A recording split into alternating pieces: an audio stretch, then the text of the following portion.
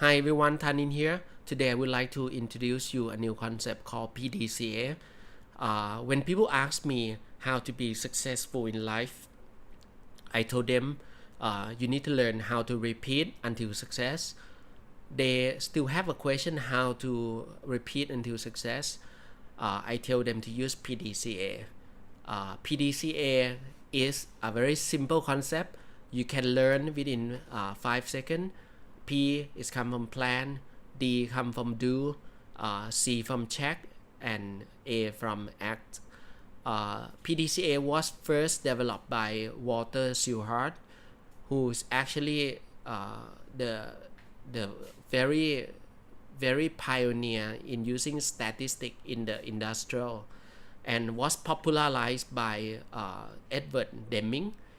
And later on, PDCA was other than popularized in the industrial, also being used in all the activities in life to improve the qualities. And I call it repeat until success circle, because you will do this. If you fail, you repeat it again until you can be success. Or if you repeat and you can success and it's not the success that you want, you repeat a few more times to actually make the success greater into the level that you want. In the series, I will actually cover in a different video 5 different concepts. In this video, I will cover PDCA concept, and I will cover the planning concept in the growth mindset by Carol Dweck, and I will cover the do concept by Grit by Angela Lee Duckworth, and I will cover the concept of check by Max Planner by N Concept, and I will finally I will cover the concept of problem solving or ACT by the theory of twist or the theory of innovative problem solving. Let's begin with the first concept, plan. Plan, it sounds like simple, but it's very simple also. Plan is about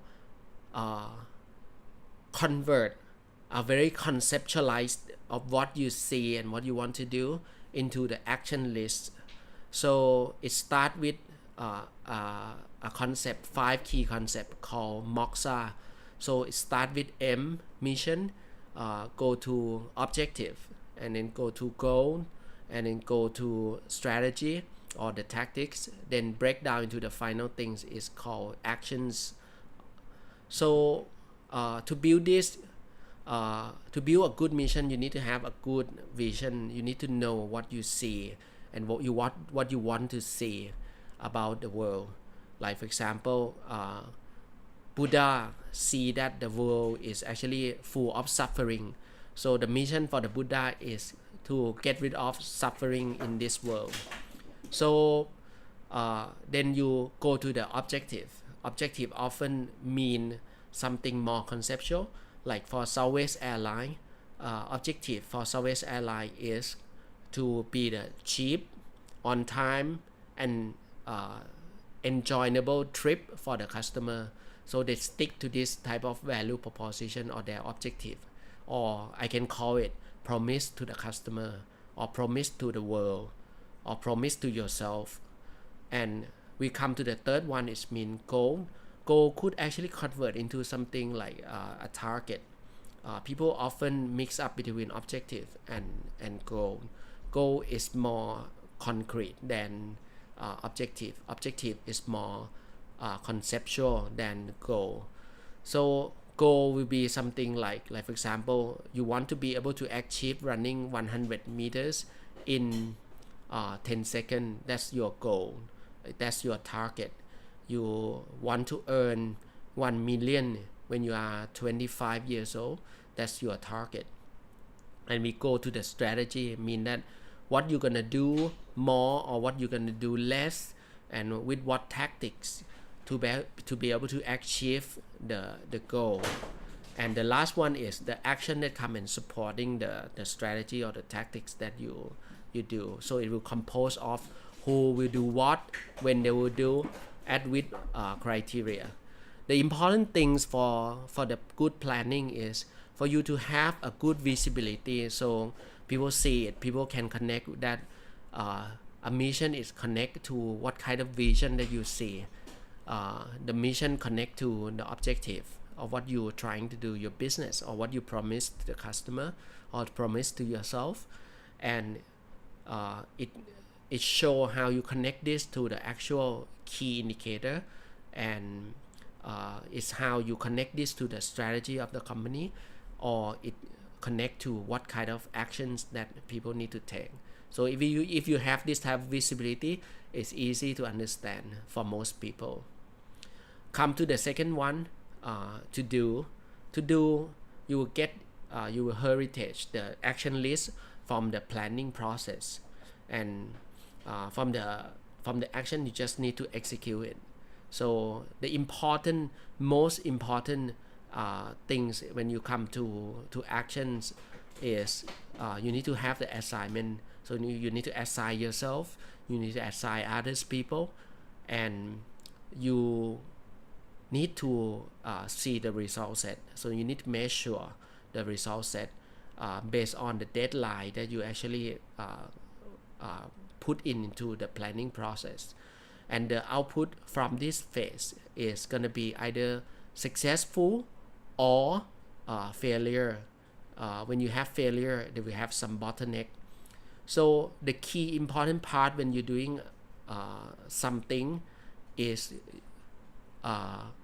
you need to expect an unexpected, because you need to be sure that there will be something that you didn't expect during the planning phase that will pop up in this phase, because you are lack of manpower. You don't know that something will happen, but it happened. Most common problems or most common failure in life come when you don't repeat until the last step. So it could be the bottleneck of the team or the bottleneck of the time. So you only go plan, do, and then you either success or fail, and then in another time you will plan again, you will do, you success or fail, but you don't learn from the past. Or maybe you execute one team A execute and fail, but it never go to the check and action or find a solution and pass down to the next time on the next team. So the third one that is very important is you need to make a judgment whether the thing that you do is success or it fail. Because when you make a measurement or you put in the assurance process to review, to assure that it goes according to the KPI. If it above the KPI, it becomes successful, or if it below the KPI, it becomes failure. So you need to ask what is success, or why is success. If it fail, what is bad and why is bad. With this, you will developing the output is initiative of what you want to do next. Like for example, it's a good business, you want to expand it. Or if it's bad, what is the issue of what you are doing. So you go to the fourth phase, mean act. You get the heritage, the initiative or the issue from the previous phase, check. Then you ask the question, why not, or what if. This is the common question that you ask in the process of TRIS, and then you will find out how to solve the issue or the initiative that you want to achieve. Then it will developing the act or the response that you want to do. Then you repeat the next planning circle by putting the action plan that you do into the next phase of the planning. Then you do again, then you check again, then you come doing a act or the review of what you can do to solve the problem again, and repeat the circle. Commonly they're saying that two problems that have is because you don't have a continuity of time. Like for example, you set the project timeline without the post-mortem or without check and action. So you only do a plan and do. So you need to give enough time. It is very important to allocate the check or the review time and the problem solving to think about the solution, how to improve it in all of the process. The second one is the problem from the left to right is the continuity of the team. Because if you the team A do this and team B didn't learn from the team A, it will not pass down. So in order for you to generating the big impact, you need to have a continuity of time and the continuity of the team as well. And the last one of the reasons why I quite like PDCA is because it is very simple, and the key concept of PDCA is everyone can be success if you repeat until success. The author Stephen Covey, who wrote the book 7 Habits of Highly Effective Person, he once said that everything in this world at least actually built twice, at least. It means that it built first time in our mind, and you build second time in the reality world.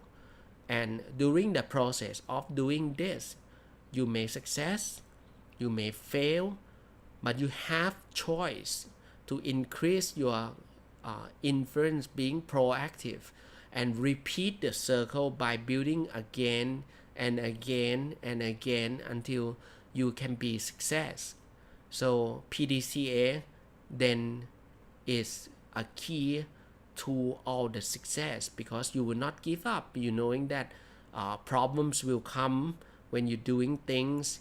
You knowing that things you will not do if you not plan properly. So you plan properly and you will do, and you expect some unexpected thing. You will check again and again on what you do, what kind of things it is serve the objective, and last you will find a better solution. Any failure will be the fuel for the next success. So I would like to conclude the concept of the PDCA, and I will actually continue to do another 4 concepts of the PDCA in detail, but in a different context from the 4 different key concepts that I will prepare from mindset for P, from grit for do, and the max planner for C, and the last one is the concept that come from TRIST, the theory of innovative problem solving. Thank you very much.